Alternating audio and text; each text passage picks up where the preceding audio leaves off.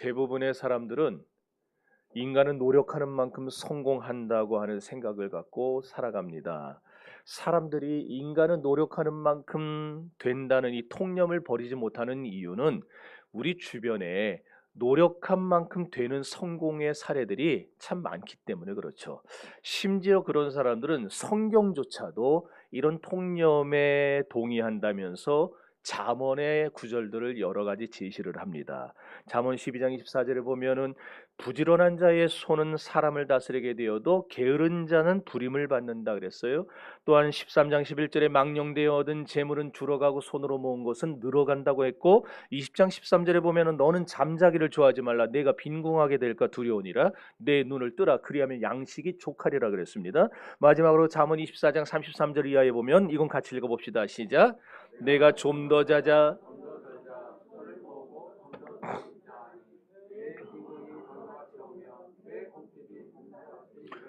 이런 구절들을 팔아 이렇게 성경도 노력하는 자가, 열심히 하는 자가 그만큼 된다고 말하지 않느냐라고 제시를 하는 거예요.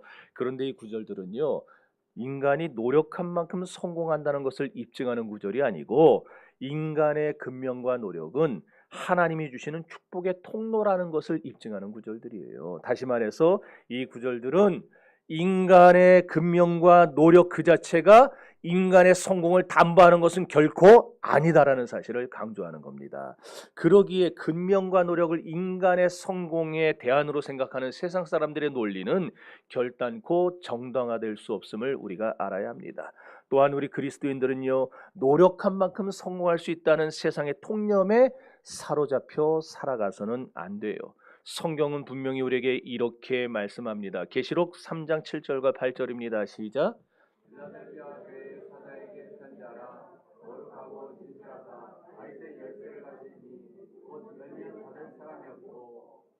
왜 다음? 네.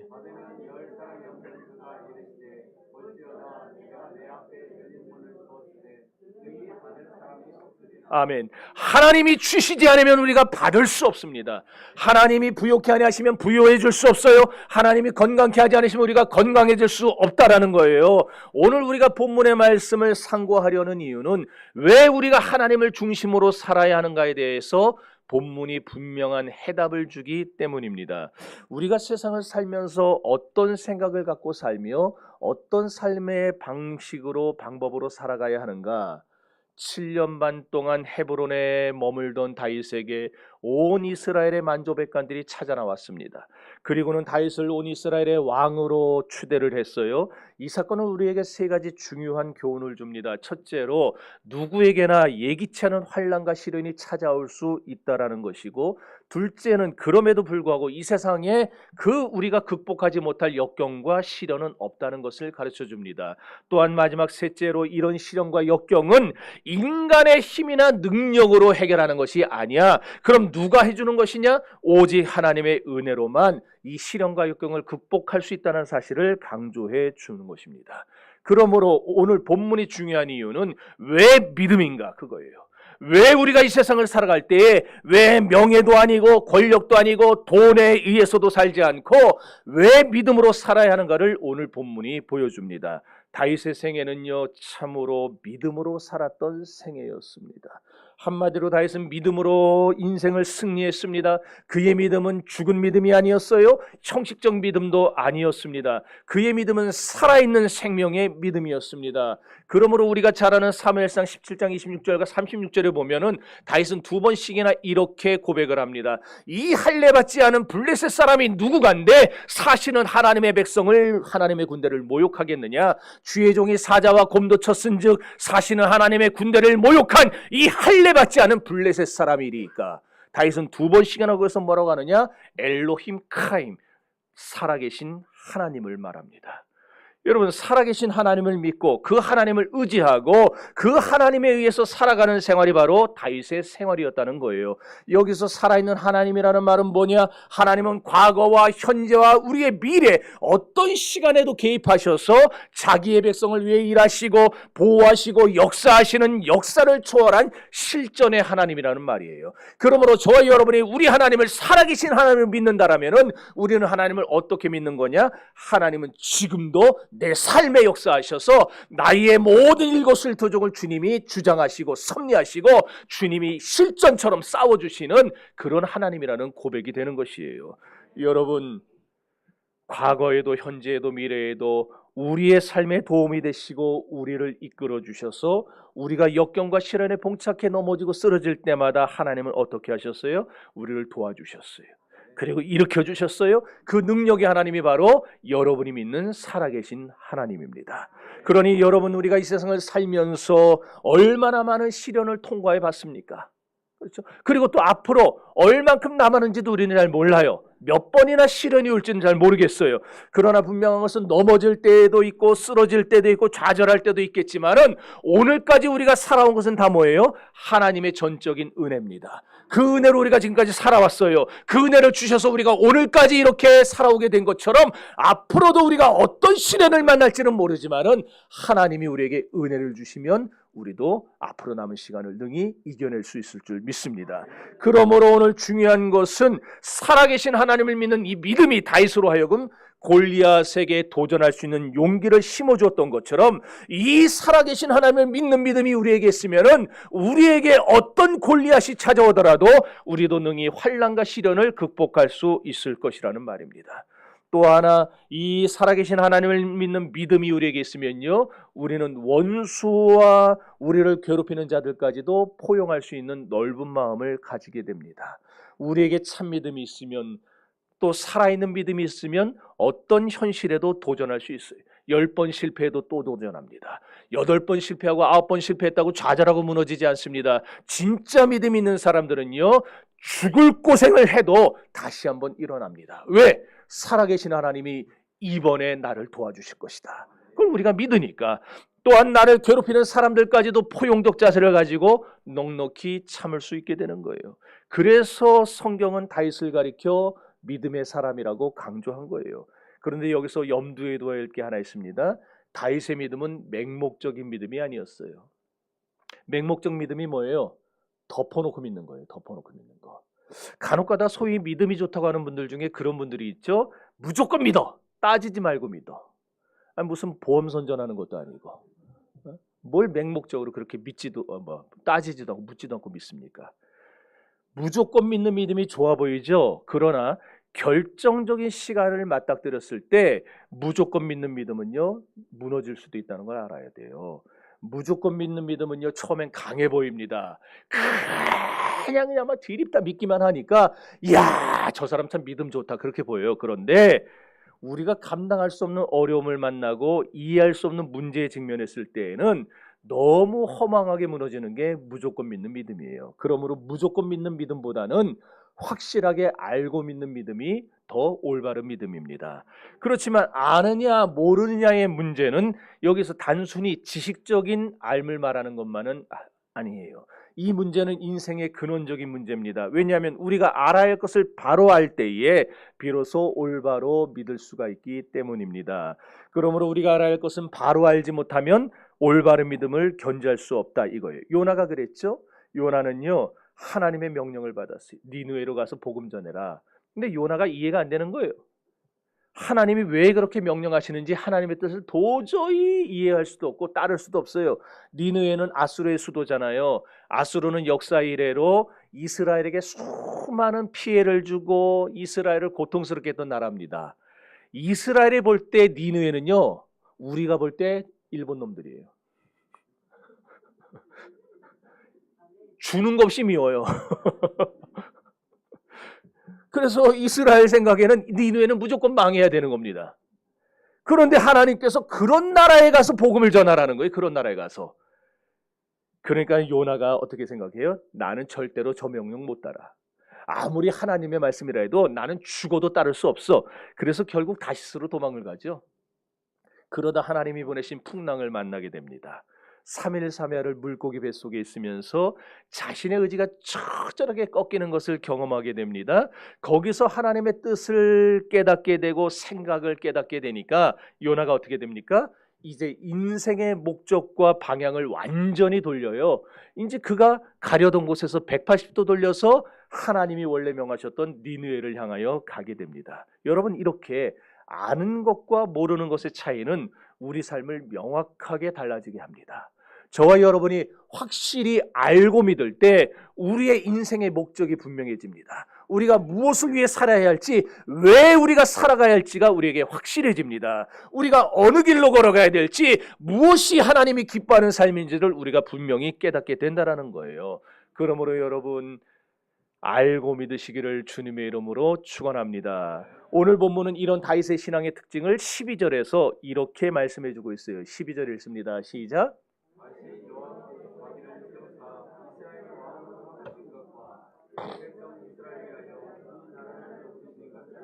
아멘. 다윗은요, 하나님이 자기를 세워서 이스라엘의 왕으로 삼으신 걸 알았어요. 또 하나, 하나님이 자신의 나라를 높여주신 것도 알았습니다. 따라합시다. 다윗이 알았더라. 네. 다윗은 알고 믿었던 사람이라는 거예요. 히브리 사람들은요, 안다는 말을 두 가지로 사용합니다. 첫째는 나카르라는 말.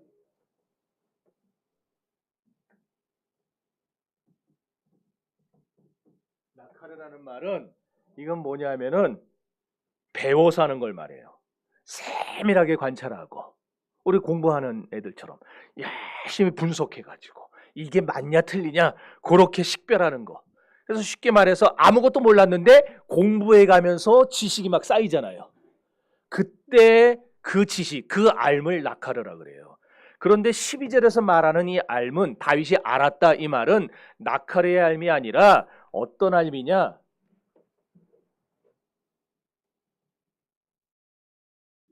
야다의 알이에요. 야다. 야, 다 모여. 야다.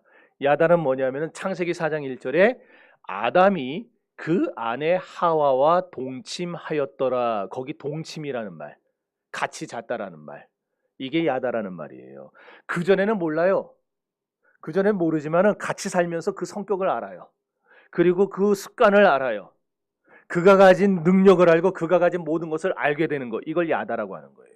문제는 나카르의 알은 지식은 그냥 막 깊어지는데 점점 파고드니까 넓어지지가 않아요. 그래가지고 마음이 좁은 사람이 이 지식만 쌓으면은 어떻게 됩니까? 그냥 마음이 원래도 좁았는데 더 좁아져요. 그래가지고 남을 요만큼도 이해하려고 안 됩니다. 그냥 무조건 내 입장이 내 입장. 그게 나카르의 알을 사는 사람들. 하지만 하나님이 그때그때 주시는 은혜를 받으면서 알게 되는 이 야다의 지식을 소유하는 사람은요, 하나님의 마음을 가지게 됩니다. 그리고 원만한 사람으로 변화되는 거예요. 이런 체험을 통한 영적 지식을 가리켜서 성경이 믿음이라 그랬어요. 그러므로 오늘 저와 여러분, 우리가 가져야 될 믿음은 어떤 믿음이겠습니까? 야다의 믿음이에요. 하나님을 점점 알아가고 그리스도의 사랑을 점점 알아가서 우리가 깊어지는 것만이 아니고 넓어지고 높아져서 그리스도의 장성한 분량에까지 이르러서 그 사랑으로 섬기며 살아가는 것, 이것이 오늘 우리가 가져야 될 이 아는 믿음이에요. 이 체험하는 믿음. 히브리서 13장 3절에 그래서 이런 말씀이 나옵니다. 시작.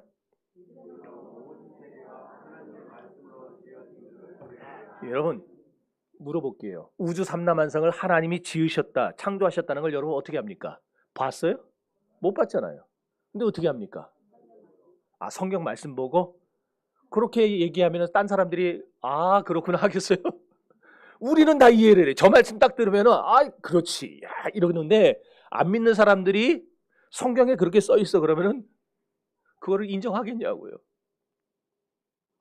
진화론에 의하면은 단세포 생물인 아메바에서부터 양서류가 나오고 파충류가 나오고 포유류가 되고 이래서 인간이 됐다 이러잖아요. 그래갖고 사람 태어나면 여기 꼬리뼈, 엉치뼈 있는데 보면 이렇게 툭 튀어나온 거 있죠. 네. 지한이 엉덩이 만져보세요. 꼬리뼈 이렇게 튀어나온 거였어요. 지금 자기 거 만지는 사람이 있어요 지금. 그게 원숭이 꼬리가 딱 떨어져가지고 그게 사람이 진화된 증거야. 이런 데니까요. 그럴듯합니까? 이렇게 세상 낙하르의 지식에 젖어 사는 사람은요, 하나님의 창조를 믿을 수 없어요. 야다의 믿음이 우리 안에 들어와야 우리가 보지 못한 영적 세계를 알게 되는 겁니다. 믿음이 들어가면요, 하나님이 세상을 지으셨다는 거 우리 허집사님처럼 그냥 믿어져요. 믿음이 들어가면 믿어져요. 근데 믿음이 안 들어가면은요, 세상의 지식만 있기 때문에 안 믿어져요. 우리는 천국이 있다는 것도 믿어져요. 내가 구원받은 자녀라는 사실도 믿어져요. 이게 세상의 지식으로 믿어지는 거겠냐고요. 이건 영적 지식입니다. 하나님이 우리의 눈을 뜨게 하셔서 보이는 체험적인 알물 통해 우리가 깨닫게 되는 거예요. 그래서 오늘 본문 12절은 오랜 경험을 통하여 현실을 파악할 수 있는 지식을 갖게 되었다는 의미로 우리가 해석할 수가 있게 됩니다. 다시 말씀드리지만 다윗은요, 두 가지를 알았어요. 먼저 자신이 이스라엘의 왕이 된 것은 똑똑해서가 아니라 어때서? 하나님이 자기를 세워주셔서. 두 번째로 이스라엘 나라가 높아진 것도 하나님이 높여주셨기 때문이다. 그 두 가지를 알았어요.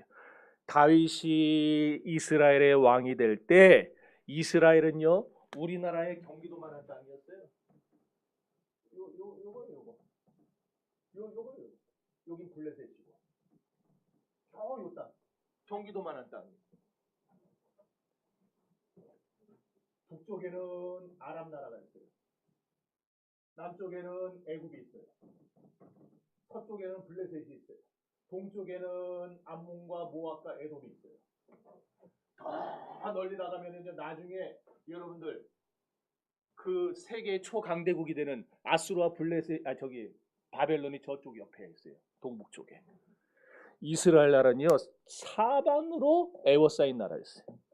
뻗어 나갈 수도 없고 클 수도 없고, 더군다나 열매는 또 얼마나 달게 잘 열리는지. 지중해에 산 과일 한번 먹어보세요. 벌려진 턱 담으는데 39분 40초 걸려요. 너무 맛있어서. 근데 사울 때도 얼마나 많이 침략을 받았습니까? 사울이 다윗 잡아 죽이려고 하다가도 암몬 쳐들어왔다가 가게 되죠. 저 아람 나라 쳐들어왔다가 가게 되죠. 껄핏하면은 쳐들어와요. 껄핏하면은. 그런 나라예요. 그런데 이런 나라를, 이렇게 주변에 강대국들이 많은 약한 나라를 하나님이 세계 열강 가운데 자꾸 높여주시니까 어떻게 됩니까? 이 나라들이 이스라엘을 쳐들어오지를 못하는 거예요. 도리어 애굽의 나일강서부터 저 바벨론의 유브라데까지 이르는 모든 땅을, 저 광대한 나라를, 저 엄청난 땅을 다윗이 정복하게 됩니다. 이게 누가 그랬냐고요. 이게 다윗이 힘이 있어서, 다윗이 머리가 좋아서, 다윗이 군사를 잘 배치해서 천만에요. 하나님이 그렇게 해주신 겁니다. 다윗이 그걸 알았다는 거예요. 그걸. 그러면서 다윗은요, 이 모든 게 하나님의 은혜라는 걸 깨달은 거예요. 이것도 은혜, 저것도 은혜, 다 하나님 은혜구나. 우리도 마찬가지입니다. 여러분들 시험을 잘 쳤다. 우리 학생들 나중에 시험 잘 치고 나면요, 그거 누가 해준 겁니까? 대답을 안 해. 여러분 직장에서 승진을 하면은 여러분이 상사에게 이 처신을 잘해서 승진하는 거라고 하면 안 돼요. 차 사고 났는데 안 다쳤어요. 그거 다 하나님의 은혜예요. 네? 사업이 잘 되면요, 여러분 그런 소리 하지 마세요. 그때 김 사장을 만난 게 천우신 줄 알고. 그러면요, 하나님이 하늘에서 뭔 소리 할까요? 이렇게 듣고 계시다가요, 지리산 박달나무를 흐려 까요, 그냥 막. 우리는 무슨 일이 있어도 다 하나님의 은혜입니다. 이렇게 다윗이 다양한 하나님의 은혜를 한없이 받다 보니까 깨달은 거예요. 이것도 은혜구나, 저것도 은혜구나, 모든 것이 하나님의 은혜구나, 그러고 알게 된 겁니다. 하나님의 은혜를 알게 되니까 뭐가 생겨요? 자연적으로 감사하는 마음이 생겨요. 뜨거운 마음이 생겼어요. 그리고 가슴에 불이 붙기 시작했어요. 사무엘하 6장에 가면은요, 다윗이 막 가슴에 불이 붙으니까 하나님의 은혜를 깨닫고 나니까 뭘 하느냐? 3만 명의 인부를 동원해요. 3만 명. 그리고 저 바알레 유다의 그 촌구석에 처박혀 있던 하나님의 법궤를 예루살렘으로 모셔다가 예루살렘 천막성전에 모십니다. 사무엘하 7장에 넘어가면 한술 더 뜹니다. 자기는 백향목 궁전에 사는데, 여기 보면 오늘 나오죠. 히람이, 두로왕 히람이 져준 거예요. 자기가 진 것도 아니에요. 히람이 져준 궁전에 사는데, 나는 이렇게 좋은 집에 사는데 우리 하나님의 법궤는 휘장 안에 있다. 마음이 너무너무 아파요. 그래가지고 자기의 전 재산을 들여서 성전 짓기를 소원합니다. 여러분, 한량없는 하나님의 은혜를 깨닫고 나면요, 거기서 기쁨이 나오고 감격이 나오고 하나님을 향해 헌신하는 봉사와 희생이 비로소 생기는 거예요. 그래서 여러분, 교인들 중에 막 하나님 앞에 헌신하죠. 이제 얼마 안 있으면 여기 85인치 TV 달릴 겁니다. 우리 집사님, 권사님이 헌신하셔가지고 TV를 이제 달아요. 에어컨도 우리 집사님이 헌신해서 달았죠. 종탑도 우리 누가 헌신해서 달았죠. 여러분, 그 헌신이 그냥 나오는 거 아니에요. 우리 허 집사님이 이제 얼마 안 있으면 단기 선교로 갈 겁니다. 단기 선교가 그냥 이렇게 잠깐 갔다 오는 게 아니고 최소 몇 개월, 1년을 다녀올지 몇 개월 다닐지 모르겠는데 서원을 했어요. 하나님, 내가 저 먼 나라 가서 복음을 전하겠습니다. 예수 믿은 지 얼마 되지도 않는 분이. 이런 헌신이 그냥 나오는 거 아니에요.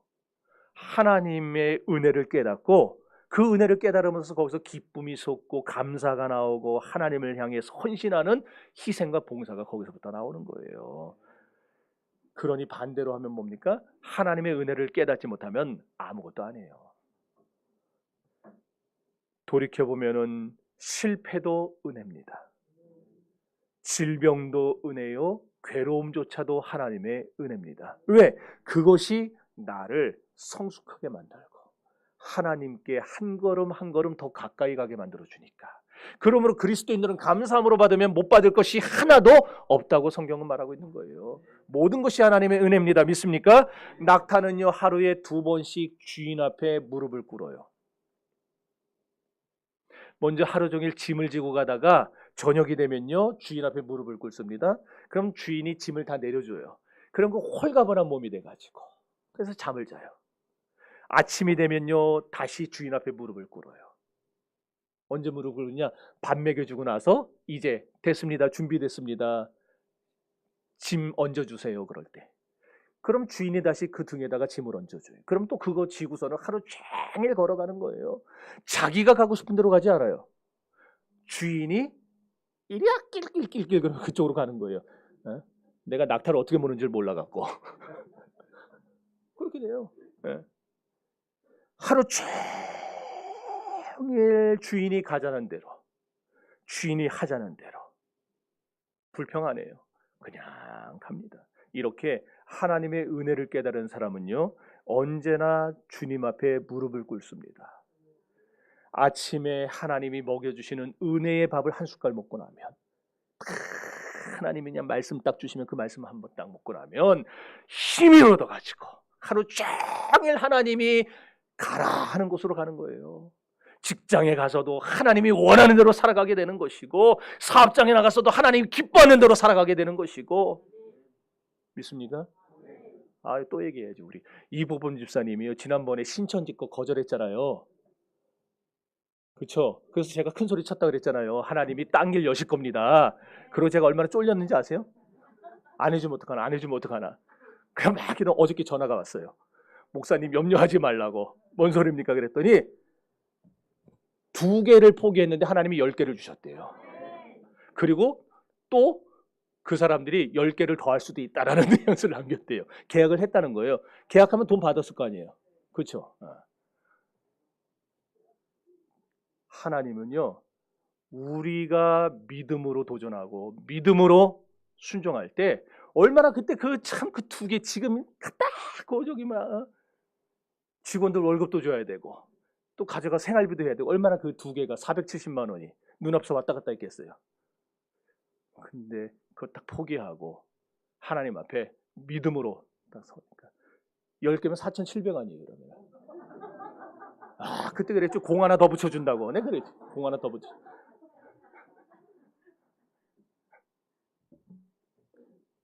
저분만이 아니고 여기 계신 모든 분들이 다 그렇지만 제가 일단 그 예를 그렇게 든 거예요. 다 똑같습니다. 우리가 하나님의 은혜를 깨닫고 믿음으로 살면요, 하나님이 우리의 인생을 책임집니다. 다윗은 이렇게 하나님의 은혜를 받았는데 어쩌다 한두 번 보호받은 은혜가 아니라 다윗이 받은 은혜는 일평생 살아가면서 받아 누린 은혜였어요. 여러분 이런 은혜를 받으시기를 바랍니다. 하나님이 어려울 때 한두 번 넘는 거 그거 체험하는 게 아니고 여러분들은 평생 하나님이 여러분과 동행하면서 추울 때도 더울 때도 굶주릴 때도 배부를 때도 비가 올 때도 쨍쨍할 때도 무슨 줄에서 하는 것 같은데 언제든지 여러분과 함께하면서 여러분에게 복을 주시고 은혜를 베푸시기를 바랍니다. 이런 은혜였기에 하나님의 은혜를 영원한 은혜라고 부릅니다. 생명이 있는 은혜라고 부르고 참된 은혜라고 부르는 거예요. 하나님의 백성들은 중요한 건 누구나 이런 은혜를 체험할 수 있습니다. 여러분 모두가 다 그런 은혜를 체험할 수 있다는 거예요. 그러니 지금 여러분이 어려움에 직면했어도 그 속에 하나님의 은혜의 씨앗이 숨겨져 있는 줄 알고 지금 그 어려움 속에서 믿음으로 반응하시기를 바라요. 생각해 보세요. 다윗의 일생을 보면요, 하나님의 은혜가 아닌 것은 아무것도 없었어요. 8명의 아들 중에 꼬레비예요. 막내예요. 그런 다윗이 왕이 된 것도 은혜입니다. 여러분 중에 못생긴 사람 있습니까? 낙심하지 마세요. 지혜가 부족한 사람 있습니까? 낙심하지 마세요. 하나님은요, 엘리압을 제쳐버렸어요. 키 크고 잘생기고 똑똑한 엘리압, 삼마, 걔네들 다 놔두고 하나님이 뽑아 쓴 사람은요, 꼬레비 말지 다윗이었어요. 이 말이 뭡니까? 오늘 다윗같이 약하고 부족한 우리도 얼마든지 하나님께 쓰임받을 수 있다는 거예요. 그러니 하나님의 은혜만 있으면 무엇이든지 얼마든지 가능한 줄 믿으시기를 바랍니다. 사울이 13년 동안 다윗을 죽이려고 쫓아다녔다는 거 다 아시잖아요. 세상에 사울은요, 왕 돼서 이 정신 나간 인간은요, 죽을 때까지 다윗 죽이려 쫓아다니는 것밖에 안 했어요. 나라가 꼴이 뭐게 되겠어요. 그러니까 다윗이 절망할 거 아니에요.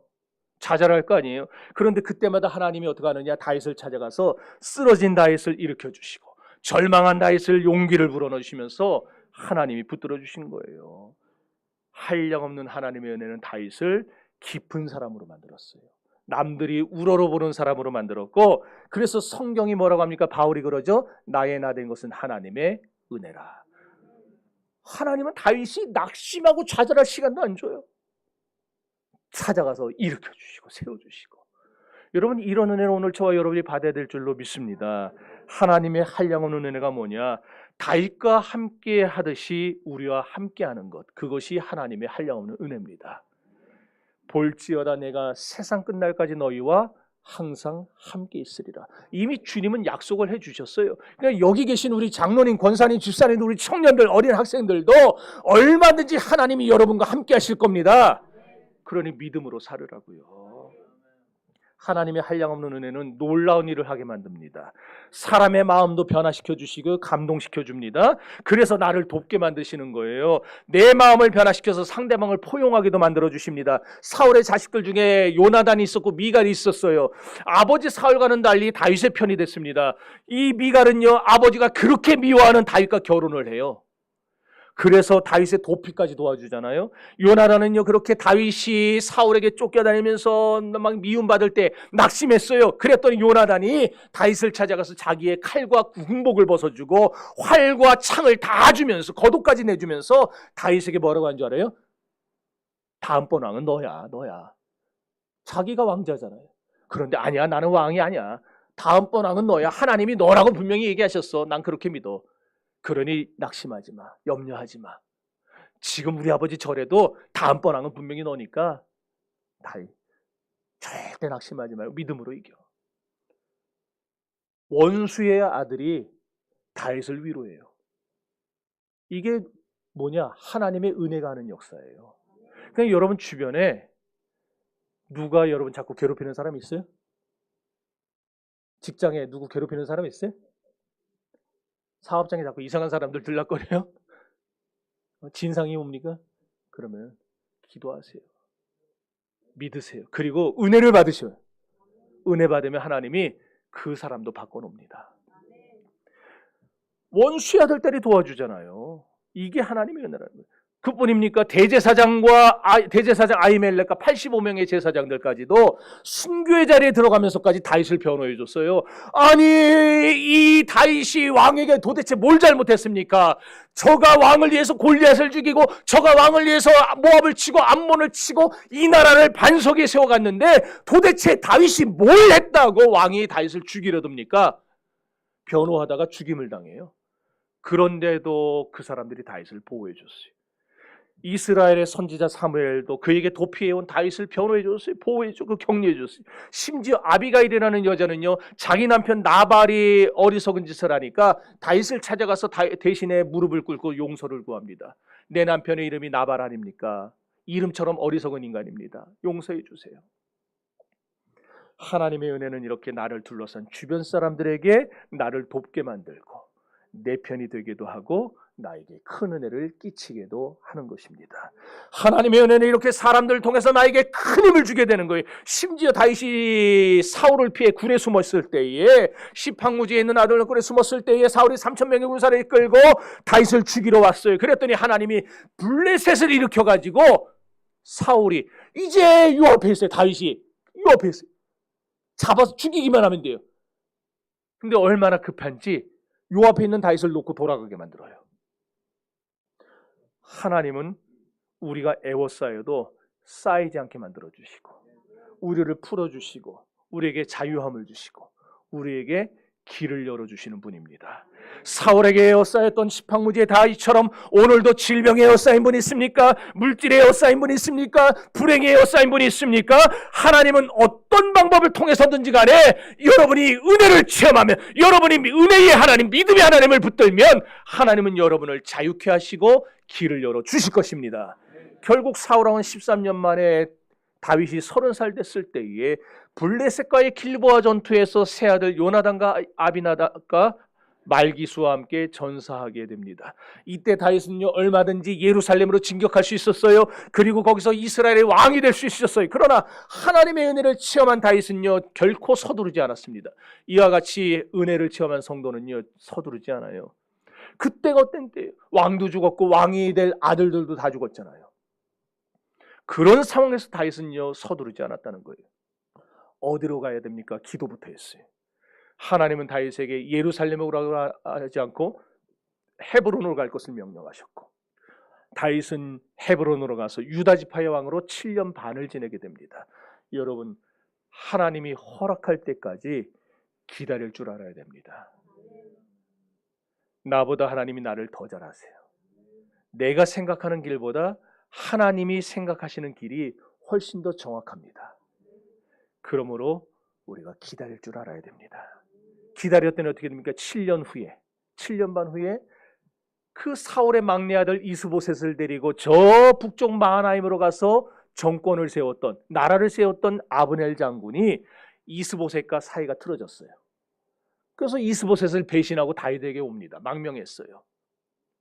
근데 그때 국방장관이었던 요압이 뭐라 그랬어요? 요 앞도 못 보는 놈. 그래서 요압이 앞을 못 보고 그 망명해온 아브넬을, 옛날에 아브넬이 전쟁 중에 자기 동생 아사엘을 죽였다고, 그래가지고 아브넬을 환영하는 척, 끌어안는 척하면서 칼로 아브넬을 찔러 죽였어요.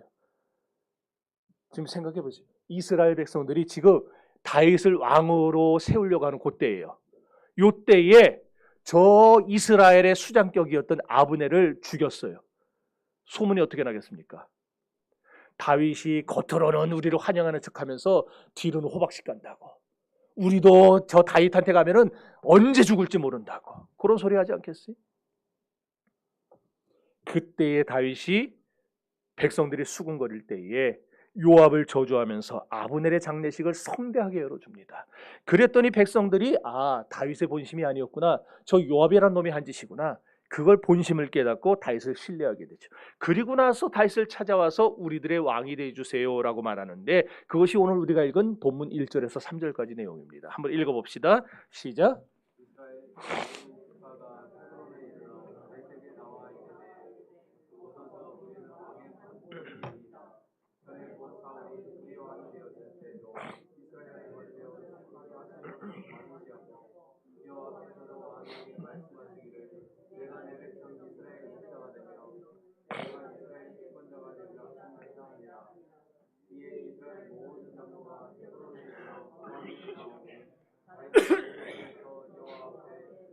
언약을 맺음에 그들이 다윗에게 기름을 부어 이스라엘 왕으로 삼으니라. 아멘. 보세요.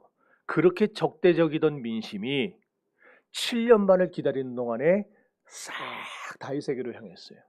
여러분, 기다리면 사람의 마음도 하나님이 바꿔놓으세요. 하나님의 은혜 때문에 다윗은 용기가 생기고 소망이 생기고 살고자 하는 힘이 생긴 것입니다. 그러므로 오늘 우리에게 있어서 가장 중요한 것은 은혜 받는 겁니다. 지금 어렵다고 좌절하지 마세요. 하나님을 사랑하는 자, 곧 그 뜻대로 부르심을 입은 자들에게는 모든 것이 합력하여 선을 이루게 됩니다. 오늘 보면 사무엘하 5장에서는요, 예루살렘을 정복하고 블레셋을 정복합니다. 그리고 두루왕 히람과 화친을 하게 되고, 다윗이 이스라엘의 왕이 된 다음에 어떤 일이 벌어지냐? 주변 모든 것들이, 어지러운 것들이 싹 다 정리됐어요. 블레셋도 정리되고, 암몬과 모압과 에돔 싹 다 정리되고, 아람도 정리되고, 싹 다. 하나님의 은혜 받으면요, 이렇게 우리 복잡하게 만들고 골치 아프게 만드는 우리 주변 상황도 하나님이 정리해 주십니다. 그러니까 여러분, 은혜 받으면 된다니까요. 은혜 받으면 하나님이 여러분 주변에 있는 거 우리가 못 풀어요. 우리 힘으로 그거 얽히고 설킨 거 그거 안 돼요. 그런데 은혜 받으면 하나님이 정리해 주시는 거예요. 사무엘하 5장 10절 읽어봅니다. 시작. 자, 그뿐입니까? 다윗이 점점 강해지는 거예요. 점점. 얼마나 멋집니까? 저는 이 말 참 좋아해요. 점점이라는 거예요. 제 성경 보면 이렇게 색깔로 칠해놨어요. 점점. 여러분, 여러분의 가정이 점점 잘 되어야 됩니다. 여러분의 직장도 점점 잘 되어야 됩니다. 여러분의 사업장과 자녀들도 점점 잘 되시기를 주의 이름으로 축원합니다. 그런 복을 받아야 된다는 거예요. 자, 사무엘하 8장 6절입니다.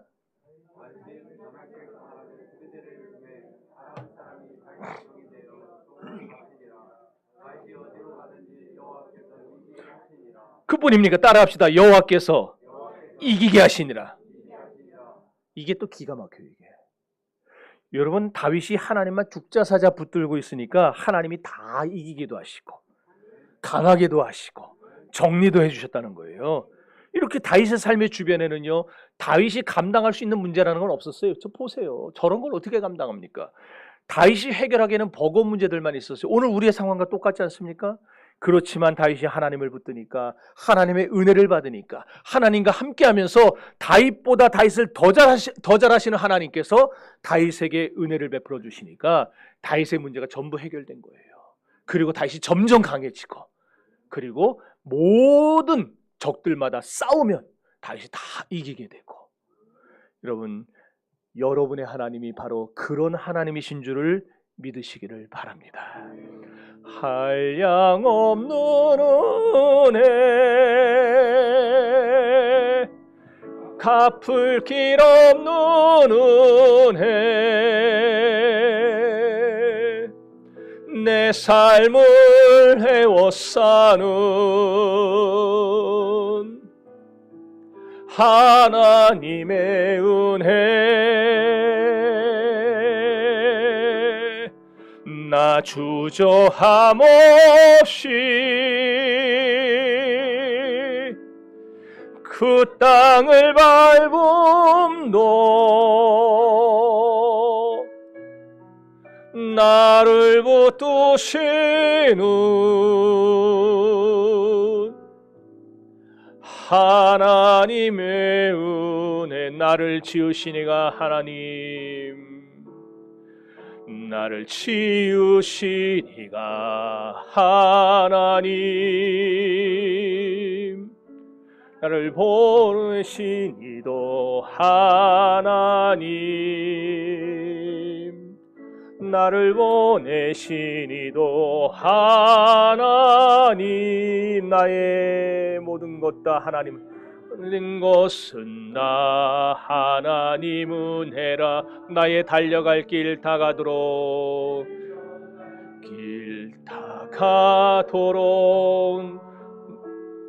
나의 마지막 호흡 다하도록 나로 그 십자가 품게 하시니